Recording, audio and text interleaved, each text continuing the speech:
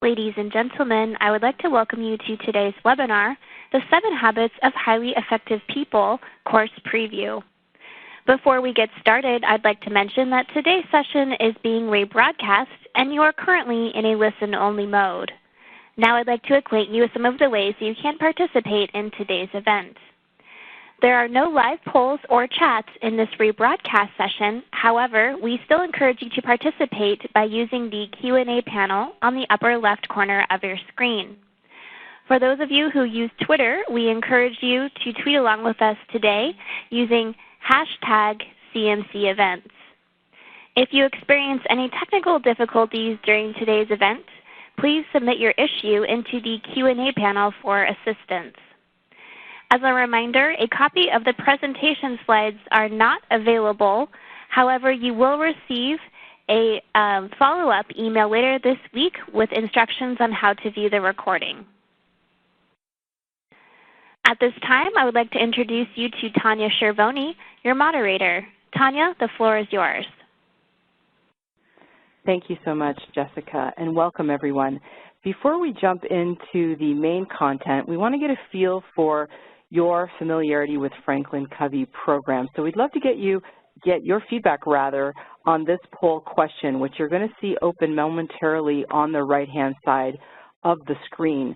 So the question we want to ask you today is, have you taken a Franklin Covey course? So we've given you 3 options here, yes, no, and then option C, which is no, but you do have courses available at your organization, Franklin Covey courses, even though you may not have taken them yourself. So this is a good practice for the poll questions that we have in the session. So if once you've selected that, as Jessica said, don't forget to hit the submit button at the bottom of the screen. It is out of view, so it can be easy to forget. So we won't get your response unless you click submit, and this information will just help inform the future sessions that we offer around these programs.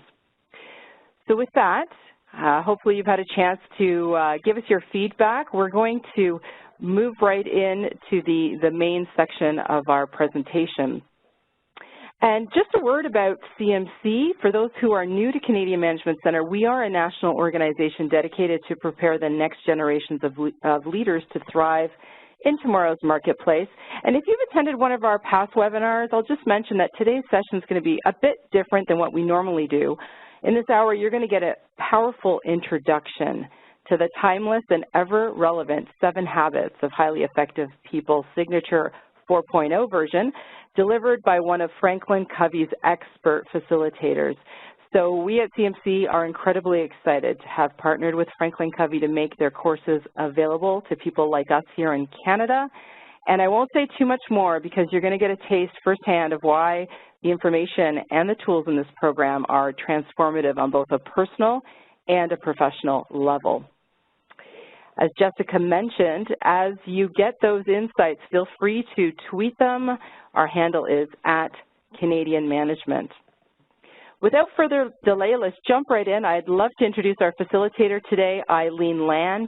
Eileen is a senior consultant and e-learning strategist who has facilitated literally thousands of programs and has an impressive track record of helping clients create long-term change by applying Franklin Covey's principles and processes. And having gotten to know Eileen a little bit in preparation for today's session, I can say beyond a shadow of a doubt, you're going to love her passionate enthusiasm for today's discussion. Welcome, Eileen, to the session, and I'm going to hand the ball over to you. Thank you so much, Tanya, and thanks for inviting me to preview the 7 Habits program for you and all of your attendees today. And just in case anyone is wondering about that 4.0 in the title, it's our way at Franklin Covey of just saying that this program is the 4th version of the original 7 Habits program.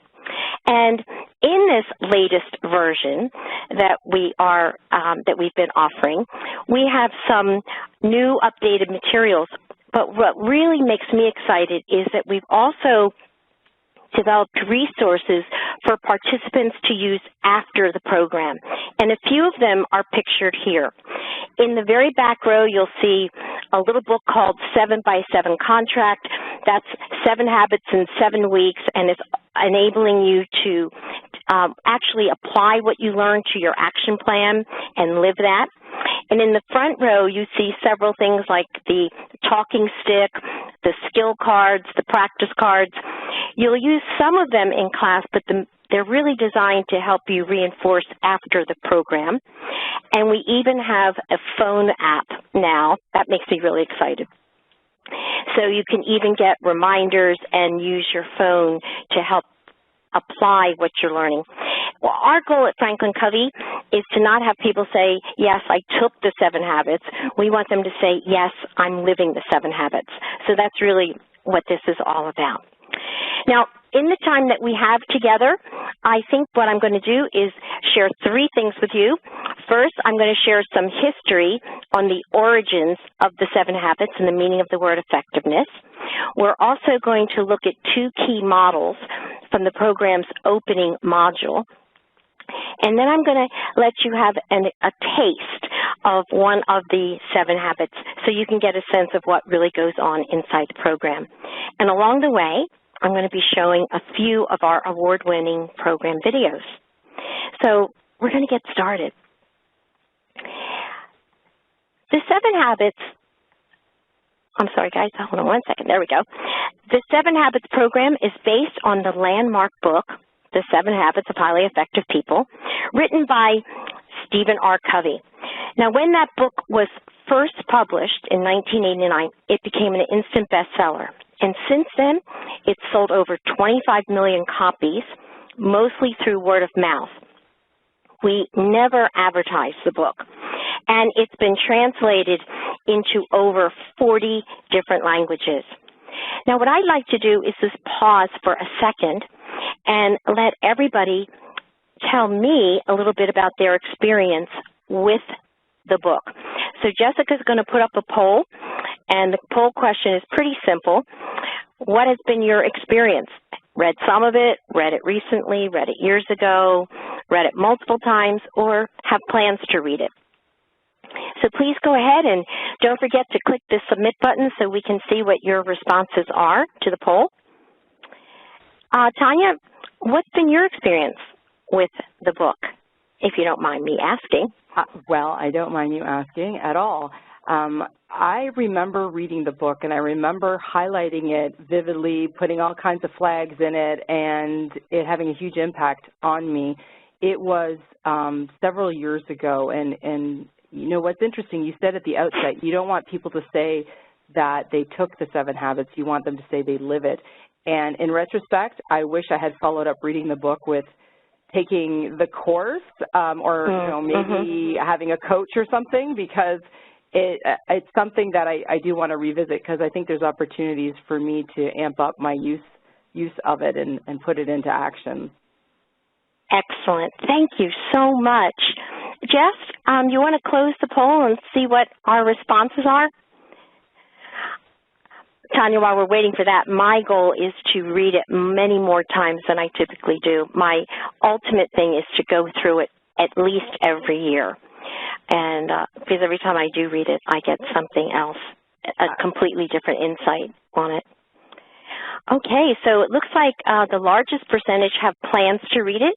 I think after today's webcast, you might find it to be very easy to get into the book.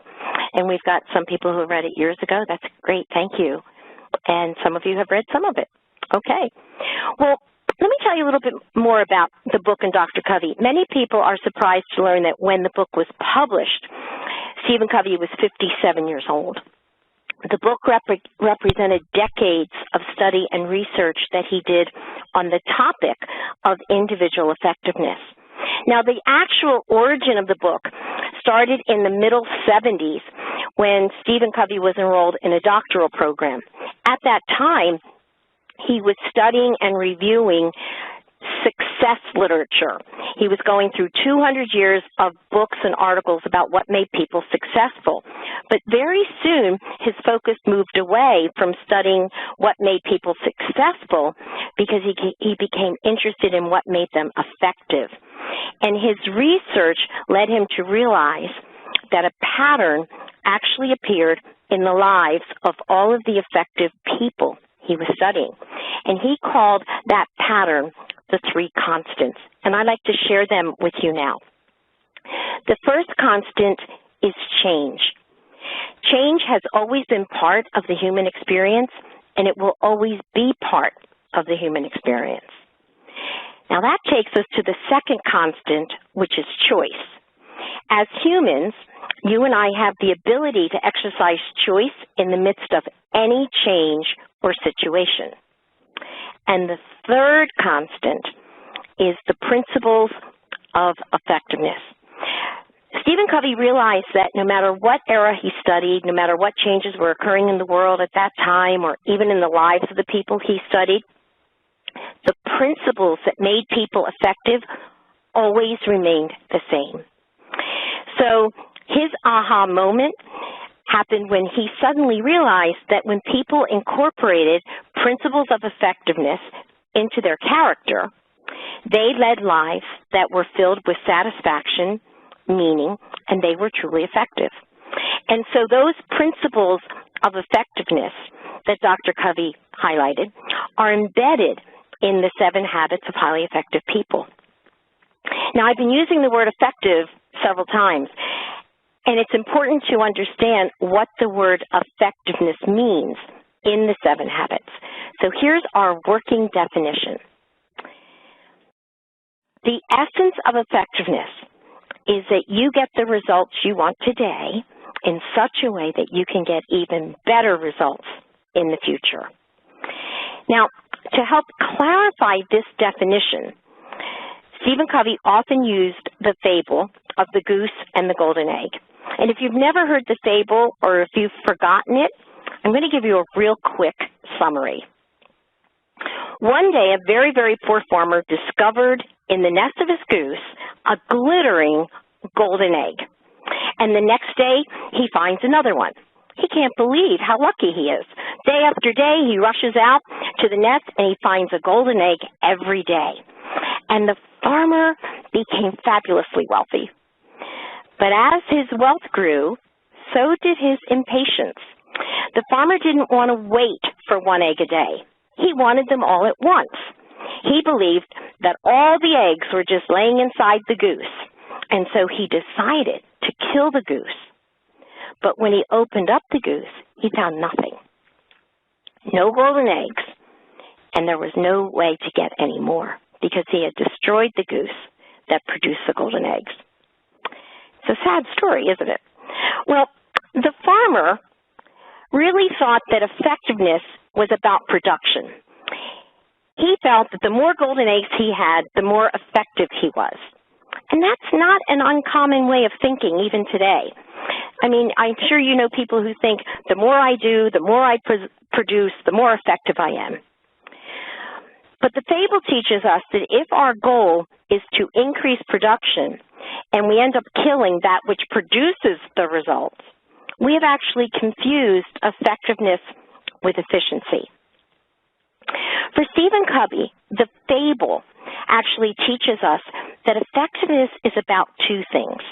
The first thing is about production, but it's also about taking care of the resource that produces the results.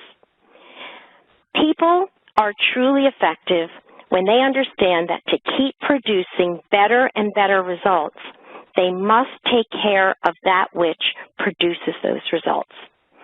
And in today's fast-paced world where the drive is to do more and get more, this is a really important principle for us to remember. So what I'd like to do is take you into the first video that you would see in the program. It's called The 7 Habits Promise. And in this video, Stephen Covey is going to explain why the 7 habits are as relevant today as they were all the way back in 1989. And in the video, you're going to see phrases that depict the challenges that people are facing in today's world that the 7 habits will help resolve. As you watch the video, I'm going to ask you to think about this question. In what area of your life would you like to be more effective? And after the video ends, we'll put up a chat for you to respond to that.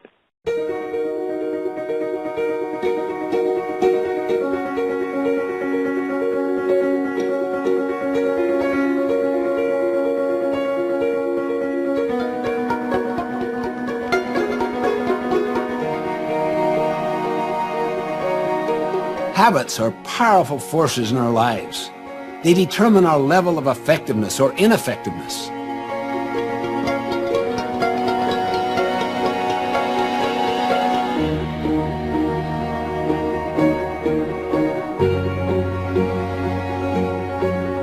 The purpose of the 7 Habits of Highly Effective People is to help you lead your life in a truly effective way. They represent a proven process of personal and interpersonal growth that can have both immediate and lasting impact.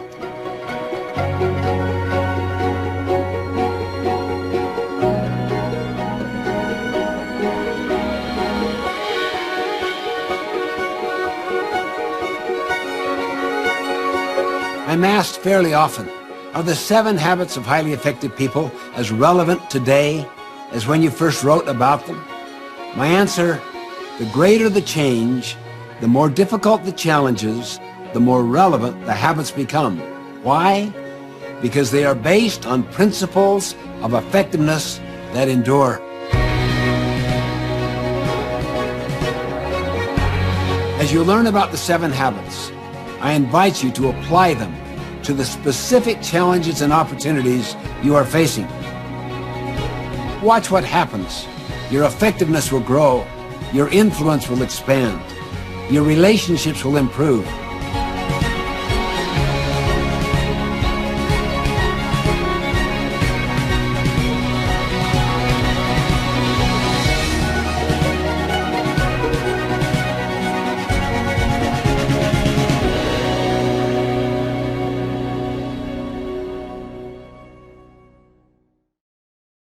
All right, folks.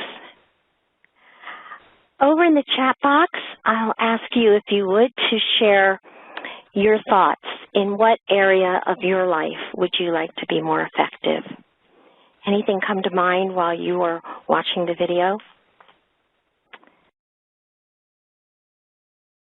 Well, I can certainly share as we're waiting for people to share their thoughts. And I will say, and it sounds kind of funny, but I would like to have more fun in life. I think I might have also had a confusion around the whole effectiveness and efficiency, and I find that unless I'm doing something that produces a tangible result, unless I'm being productive, I see, fun as kind of a waste of time, and I'm realizing that I may have some regrets looking back. So I'm looking to have more fun, not have everything be so structured and planned, and introduce a little spontaneity into my life. So that's kind of what I'm focused on, the year of saying yes to fun. I don't know about you. I like the energy as you're saying that. It was funny, Tanya, as soon as you said more fun, a chat flew by where someone said exactly the same thing. And here's another one, expanding my friends' network and having more fun. I'm also seeing a lot of work-life balance. I'm seeing things about financial management, being more organized. I, too, am committing this year to do a much better job at building back what we're going to talk later about, which is sharpening my saw, making sure that it's not all work, and that I make sure I am starting to spend time doing other pursuits as well. Well, folks, I want to thank you for your chats. We looked just now at the origins and the 7 habits and what it means to be effective. So now what I'd like to do is take you into 2 models that we put out right at the beginning of the program in our opening module, which we call Foundations.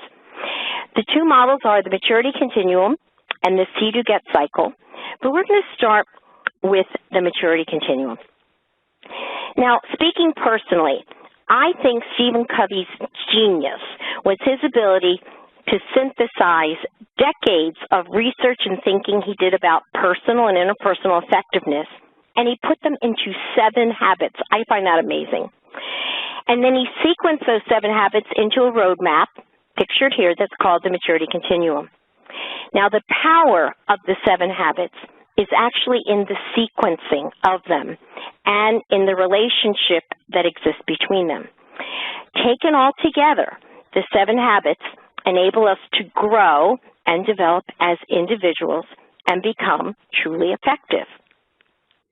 Now, to help you understand what the 7 habits are and the power that they hold, we're going to look at a video that we show in class called the Maturity Continuum. And the purpose of the video is to give you an orientation to what the habits are, but also to the relationship. This time, as you watch the video, I'm going to ask you to think about 2 questions which we will have as a poll after the video. The first question is, which habit is your greatest strength? And the second is, which habit would you most like to improve? Tanya, I'll be fascinated to hear what you have to say about this, given that you have fun on your agenda. Okay, and I think listening will be really important because it's clearly explained. Okay? All right, so let's put on that second video, Jess, if you don't mind. It's called the Maturity Continuum. To achieve lasting effectiveness, we go through a natural process of development symbolized by the Maturity Continuum. Dependence is the lowest level of maturity. When we are dependent, we need others to take care of us, to come through for us, to give us our sense of worth and security. Dependence is the attitude of you. I need you to take care of me. The first 3 habits help us move from dependence to independence, which is a higher level of maturity. Habit 1, be proactive, means that we develop our own power to choose our actions and accept responsibility for our choices. Habit 2, begin with the end in mind, means that we define the kind of life we want to lead. It's creating clear objectives and laying out a vision or blueprint for what matters most to us and who we want to be. Habit 3, put first things first, is where we plan and accomplish our goals so that our lives reflect the vision we have for ourselves. Learning and regularly practicing these first 3 habits helps us to win the victory over self, attaining what we call the private victory. Where dependence is the attitude of you are responsible for me. Independence is the attitude of I am responsible for myself. I can choose my future and make it happen. To be highly effective, there is another level of maturity, interdependence, which is the attitude of we. It's where we work together creatively with others to achieve far more than any one of us could accomplish on our own. Achieving interdependence is the goal of habits 4 through 6. Habit 4, think win-win, is the attitude of seeking mutual benefit in our relationships and interactions with others. Habit 5, seek first to understand, then to be understood, is the ability to truly listen to others, to understand and honor their perspectives and realities. It also means to communicate our own views in a way that is both open and respectful. Habit 6, synergize, is the process of working with others in a collaborative and creative way to achieve new and better results. When we think and act interdependently, we win what is called the public victory. Without sufficient independence, people will not have the character and self-mastery to work interdependently with others. That is why habits 1, 2, and 3 come before habits 4, 5, and 6. They focus on self-mastery, on developing the strength of our own character. Private victories precede public victories. Habit 7, sharpen the saw, surrounds all the other habits and is the habit of renewal. It's the habit that gives us the power to consistently carry out the other habits in our lives.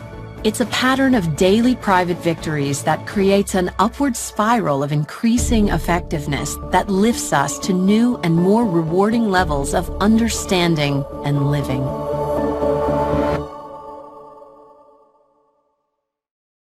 All right.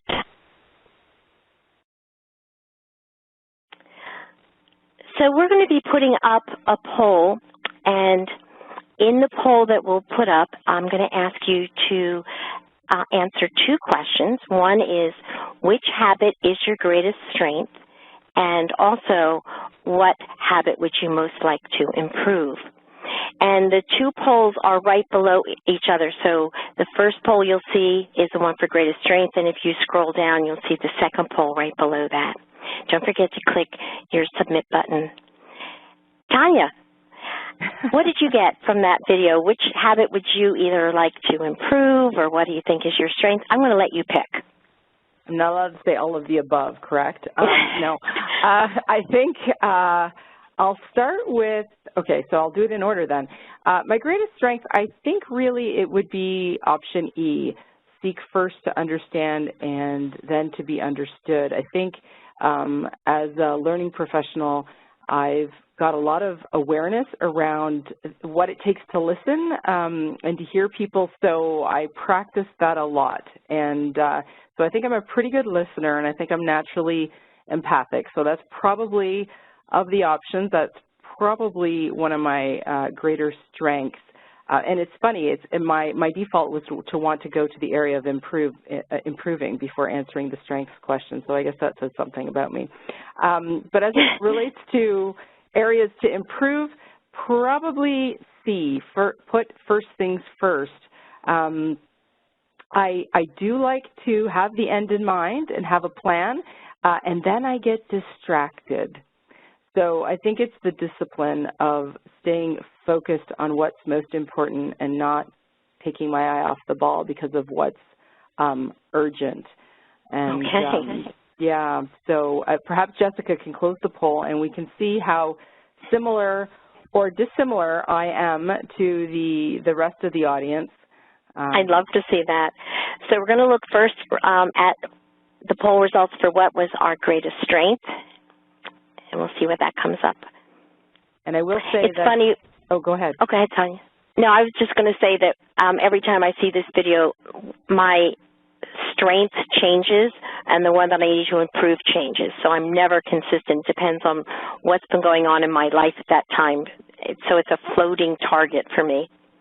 Well, and also I would imagine that as we grow and develop and push ourselves and take on bigger challenges, there may be different things that come to the forefront. Mm-hmm. So, and here we see the results. So it would appear that, let's see, how similar am I? So the greatest strength, 25% of folks selected option E, seek to first understand and then be understood. And and then on the improve. Yeah. Go ahead. Let's see. Oh, wow, we have a nice variety of answers about this. Nothing is like jumping out in terms of like a huge number one, but we've got a lot around habit 5, seek first, understand, put first things first, be proactive. They're the ones that typically come up. But we're also getting a nice percentage around sharpening of the saw. For those of you who voted for sharpening of your saw, here's some good news. Your decision just to participate in this webcast is actually going to count as a saw sharpening experience, so good for you. The maturity continuum plays a strong role in the program, but what we also do at the opening of the program is contrast the maturity continuum, the roadmap, with what happens when we're not practicing those 7 habits. And so I'm going to introduce you to what we call the immaturity continuum. And oftentimes when we're stressed or when we are under huge change, we might revert to bad habits. We at Franklin Covey call those the anti-habits, and they can be huge obstacles to our growth and our effectiveness. So I'm going to do a real quick walkthrough of the anti-habits of the immaturity continuum. And as I do, just ask yourself a question: have I ever visited or participated in any of these anti-habits? I'm going to start with the first 3. The very first one is anti-habit number 1, be the victim. Here, I blame all of my problems on other people. My parents, my spouse, my kids, my boss, or I blame it on circumstances or things like my job or the economy. or the news on TV. In anti-habit number 1, I'm never the problem. You or somebody else or something else is always the problem. Anti-habit number 2 is begin with nothing in mind. When I'm in this anti-habit, I don't have any goals, I don't have a plan, I never think about tomorrow, I only live for today. I don't even think about what I truly want to achieve, who I want to be, or even what will satisfy me. I drift and I'm aimless. And that leads us right into anti-habit number 3, which is put urgent things first. Because you don't know what's important, that was anti-habit number 2, you start doing urgent things first. You postpone focusing on important things unless they are urgent. You get into distractions. I sometimes gravitate to any crisis because it feeds that urgency. And those first 3 anti-habits create what we call the private failure. Because here, I'm not in control of myself. I let outside things direct me. I don't grow. I don't mature. I don't change my life. And that keeps me from being able to have great relationships with others. So let's take a look at the next 3 anti-habits. Anti-habit number 4 is think, win, lose. Here I see life as a competitive place. I always want to win. I don't want to lose. I don't want you to succeed because that would make me lose. So what do? I focus on getting what I want when I want it, which is all the time. And that takes me to anti-habit number 5, seek first to be understood, then be understood again and again and again. Because I want my own way, I will just talk at you, thinking I'll wear you down eventually, and you'll give me what I want. In meetings, I make sure that I express my perspective first, and then I pretend to listen to the rest of you.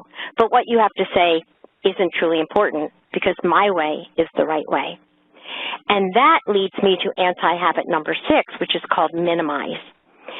Since I believe my way is the right way, I want to do things myself because I don't trust you to do it.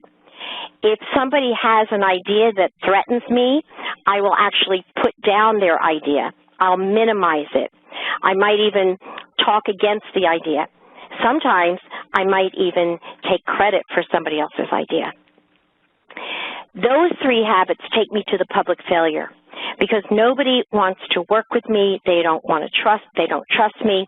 And if this is in my private life is filled with conflict and dissatisfaction. And now there is one more anti-habit, and it's the one that I get most concerned about. It's called burnout. I see this more and more. As people try to keep pace with the demands of the 24/7 world, when they keep focused on getting things done, they get burnt out. And when you're burnt out, you become too tired to plan. You don't have the desire or the patience to listen well or to be empathic like Tanya is. Bit by bit, because I'm burnt out, I'm killing the goose. So the big question is, do we see ourselves in any of these anti-habits? And I know that I do on my very, very bad days. The contrast between the maturity continuum and the immaturity continuum actually shows 2 things. The first is that you and I have a choice about the path that we want to travel. And the second thing is that it shows us the long-term results that come from that choice. If we choose to follow the 7 habits, it means that we choose effectiveness over ineffectiveness. But it also means that we have to change some of our anti-habits. And it's never easy to change a habit. But it becomes easier if we have a process. And the see-do-get cycle is that process. Now, it looks pretty simple, just a simple circle, but it's one of the most powerful concepts that we use in the entire program. It explains how habits are created and what we need to do to change a habit. Now, in order to use the cycle, I'm going to introduce you to a word called paradigms. A paradigm is the way that you see and understand the world around you. Think of it as your mental map. Now, the paradigm is really important because it's going to drive the cycle. And here's how it works. The way you see the world, your paradigm, will drive what you do. Now think about your habits, your behaviors, your practices, so your actions. How I see the world drives what I do, and what I do generates results. I'm going to give you a real quick example of this see-do-get cycle. Let's say that some of you, and I'll pretend I have this one, I have this paradigm, I'm too busy today to take time for myself. So just for a second, think about if that was your working paradigm, what would you do or not do day after day? What I might start doing is cutting back on exercise in order to put more time toward other things. Maybe I cut back on sleep. Maybe I'm too busy to spend time with family and friends. Maybe I cut out time for self-development or community service or relaxation or fun, as Tanya mentioned. Now, if that becomes a habit pattern, cutting all those things out, what are the results that I'm going to get? Burnout, like we just saw in anti-habit number 7, but also health issues, increased stress, a feeling of isolation, poor relationships, I don't grow as a professional. It goes on and on. And the challenge is that because I chose this pattern, I chose this mindset, I have actually chosen ineffectiveness. But let's say you want to change your habit. Well, you don't just change your behavior, you first have to change the paradigm because the paradigm drives the behavior. So I want everybody to imagine that you've now taken on this new paradigm. I take time for myself every day so I have the ability to do important things. Now, let's just imagine that every day you start taking 20 minutes out of the entire 24 hours to do something for yourself. What might those behaviors look like? What might you do? 20 minutes every day. The list was too long for me to put on the slide, so I summarized it in this way. I would take 20 minutes every day and invest in the 4 dimensions of myself. All of us have 4 dimensions, your physical self, your mental self, your social and emotional, and your spiritual self. So what does that really mean? Well, maybe one day I go to lunch. Maybe one day I take a walk at lunch with a friend. Maybe one day I read a blog that I've been meaning to read. Maybe one day I call a friend. Maybe one day I do some volunteer work, or at the very least, maybe I meditate or listen to music or spend time in nature. If those behaviors became a habit for you, guess what results you're going to get in the long term? You're going to get a big, fat, happy goose. That's what we're going to get, because you are taking care of the resource that generates those results. And that paradigm takes us to effectiveness. Paradigms are so important because they govern what we do and the results that we get. And here's what Dr. Covey says about paradigms. If you want to make minor changes in your life, then work on your behavior. But if you want to make significant quantum breakthroughs, then you've got to work on your paradigms.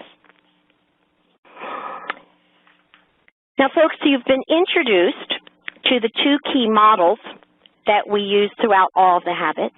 And now what I'd like to do is take you into one of the habits that you would actually see in the program. And the habit that I've decided to give is the habit called Habit 1, Be Proactive. It's actually the keystone to all the others. If we don't get this habit down, we will never be able to do the other 6 habits.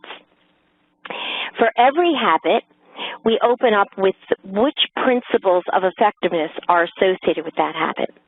And here are the principles for Habit 1. Responsibility, choice, accountability, initiative, and resourcefulness. Sometimes I have a fantasy of what if most people just followed these principles? Imagine what it would be like in the world. Once we look at the principles, then what we do is compare a commonly held mindset to the one that is more effective. Okay, so here we go. The commonly held paradigm is this. You are responsible for my happiness, my failures, my frustrations, anything that goes wrong for me, it's your fault. Now, if I accept this paradigm as my working paradigm, I am never going to be anything but a victim. And I am a victim of whatever happens to me. See, when the stimulus comes in, it's going to cause me to respond, and I will get reactive to that stimulus. If the stimulus that comes at me is negative, then I'm going to have a negative instantaneous response. If it's a positive, then I'll have a positive emotional response. But since my paradigm is that I'm not responsible for anything, then what happens is I become highly reactive to whatever the stimulus is. And when I let circumstances start to control me, the results are that I take no responsibility for my life. I always see myself as a victim, and I'm always going to find someone or something to blame for my lack of progress, my lack of happiness, or my results. Okay. Now, just like before, we can have a different paradigm. So what happens in the 7 Habits now is that we will contrast the paradigm we just looked at with a highly effective one for Habit 1. And it's this. I am responsible for my happiness, my failures. And if I'm frustrated, there's something that I can do about it.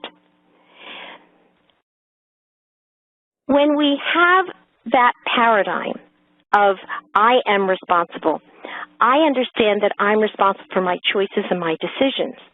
So no matter what the stimulus is that comes at me, a proactive person actually pauses and puts a space between the stimulus and the response that they want to give.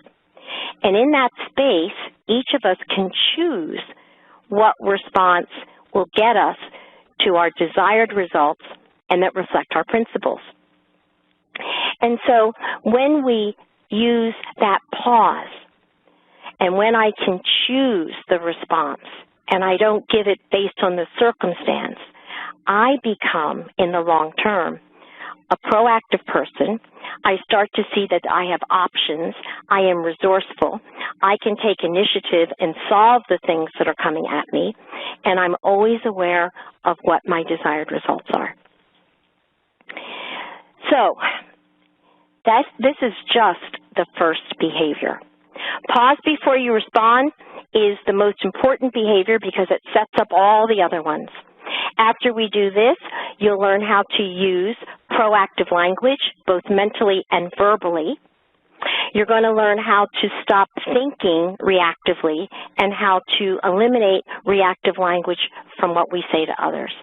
Instead, we're going to learn how to adapt proactive language and how that proactive language actually governs many times how we feel and see things in the world. We have some great videos around proactive language. The next behavior that we look at in Habit 1 is called focus on your circle of influence.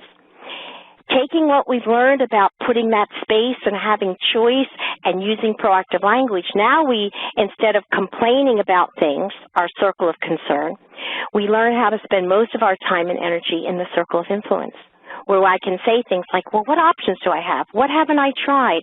What would a highly effective person do?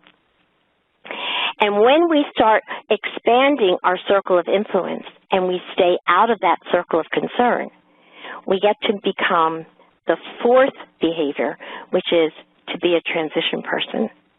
A transition person is someone who adopts all of the behaviors we just talked about, breaks away from the negative pattern, and instead starts to demonstrate proactivity on such a consistent level that they pass it around to other people. The work that you and I do in Habit 1 is that gigantic step from being dependent, and it's the step that takes us toward interdependence. Now, in Habit 1, we see one of our award-winning program videos that actually causes a shift for many participants. Carry Your Own Weather will challenge each of us to be proactive, to create that space between stimulus and response, to focus on what we can do, not on what we can't, and move from being a victim to taking control over our lives. So I'm going to put on this video now, and as you watch it, I'd just like you to think about how can you begin to carry your own weather. Monday morning, and it's raining. A gray, melancholy day. On a day like this, maybe we can be excused for feeling gray and melancholy ourselves. We get into a mood, and the whole day seems to go badly. Don't you feel better when the weather outside is great? But what if you could carry your own weather within you? What about the social world we live in? Don't you feel better when you're treated better? That's being reactive to what we could call the social weather, the social culture. When you carry your weather with you, you can choose to be consistent regardless of how people treat you. That's what it means to be proactive. Being reactive is the opposite of being proactive, not taking responsibility for our own life. You always see yourself as a victim of the weather, of your moods, of someone who has it in for you. Habit 1 is based on the principle that your life is the result of your own decisions, not your conditions, not what's happening around you. That's why Habit 1 is so foundational, so basic. Unless you practice Habit 1, you can never practice the other habits of highly effective people. Years ago, I was doing research in a library in Hawaii. While thumbing through a book, I came across an idea that changed my whole outlook. The author said something like this: between what happens to us, that is the stimulus, and our response is a space. In that space lies our power and our freedom to choose our response. And in those choices lie our growth and our happiness. This insight sunk deep into my heart. Even in the midst of challenging circumstances, we have this exhilarating power to choose how we will respond. For instance, the great Viktor Frankl, the Jewish Austrian psychiatrist imprisoned in the death camps of Nazi Germany during World War II, experienced unbelievable indignities and tortures. He was raised to believe that you are basically a product of your childhood. But while he was in the death camp, he began to observe some very interesting things. Different people reacted differently to the same circumstances. He himself experienced terrible things. Some of his own loved ones were killed. One day they stripped him, put him under lights, and performed experiments upon his body. At that lowest possible point, he discovered what he called the last human freedom, the power to choose your own response to any condition, to anything that happens to you. During his darkest moments, Frankl would visualize himself lecturing to his students in Austria following his release. He pictured himself teaching them about the very experiences he was having then. He came to believe that the most basic human capability of all is that between stimulus and response, man has the freedom to choose. Frankl later determined the thing that enabled survival in the death camps was not necessarily intelligence or survival skills, but a sense of purpose, a contribution yet to be made. This became the basis for his brilliant autobiography, Man's Search for Meaning. It's not what people do to us that hurts us. It's our chosen response to what they do that hurts us. As Gandhi put it, they cannot take away our self-respect if we do not give it to them. We must simply never build our emotional life around the weaknesses of other people. Otherwise, we give them permission to continue to mess up our lives. We give our future away. Several years ago, I was making a presentation on this subject of proactivity, and a woman stood up in the middle of my speech and started to give a speech on her own, spontaneously. She was filled with explosive learning and excitement. You could see in her eyes, her gestures, her body language. And then she sensed the inappropriateness of what she was doing. She sat back down. I could hardly wait until the break to talk to her. "What happened to you?" I asked. She shared her story. She said, "I'm the full-time nurse to an extremely miserable man.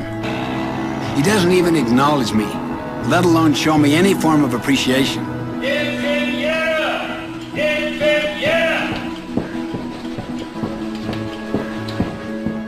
She went on to explain that this elderly man, entrusted to her care, was absolutely miserable and took his misery out on her.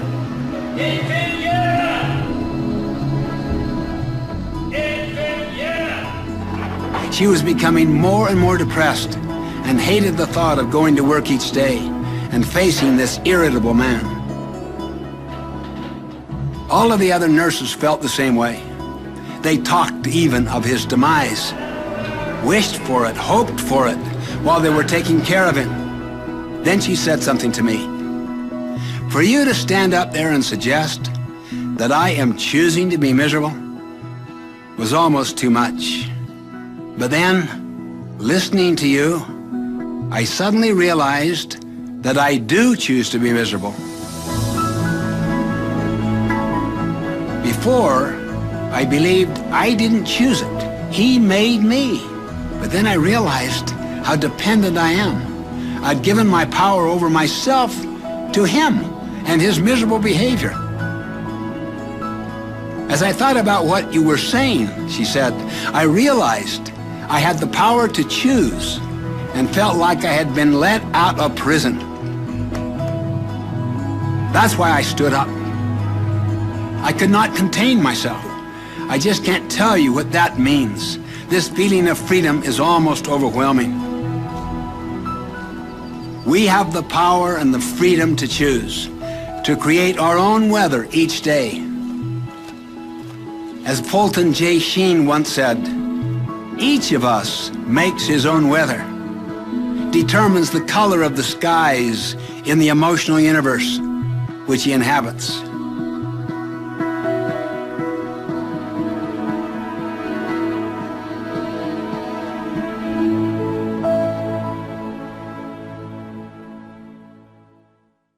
In the workshop, it is very, very quiet after this video plays, and I don't want to tamper with the feeling that you're having right now.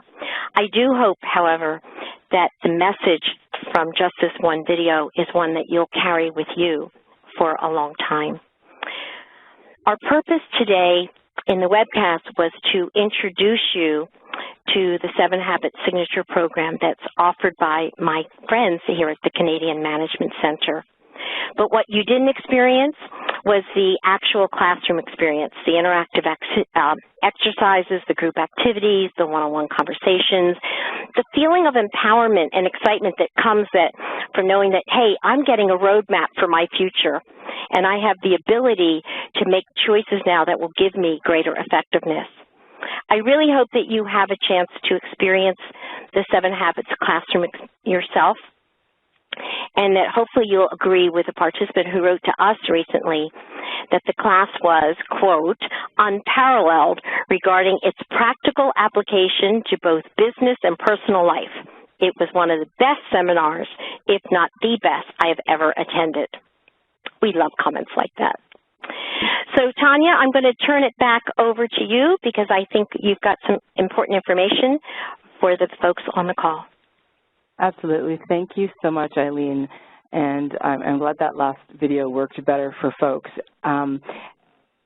At this point, really what I want to do is simply invite all of you who are interested in learning more about how you can get access to the 7 Habits course, or maybe the 2 other Franklin Covey programs that we offer. We do offer a 7 Habits for Managers, as well as the 5 Choices to Extraordinary Productivity. So please visit our website at cmcoutperform.com. You'll see a link there right on the homepage to Franklin Covey. You can get all the information that you need regarding these two programs. I also just want to take a moment to thank you, Eileen, for the insights you were able to provide for us and give us a real taste of what's in store for those of us who want to continue on the 7 Habits journey so that we can more fully live it and so that this doesn't become just a theoretical exercise. And thank you to all of our participants today. We appreciate your questions and your comments. There was a question on the line as to the author referenced in that last movie, the author of the book, and that author is Viktor Frankl. So it's an awesome Man's Search for Meaning, awesome book. You want to check that out as well. So thank all of you, and we look forward to having you participate in a future CMC learning event. Have a great rest of afternoon.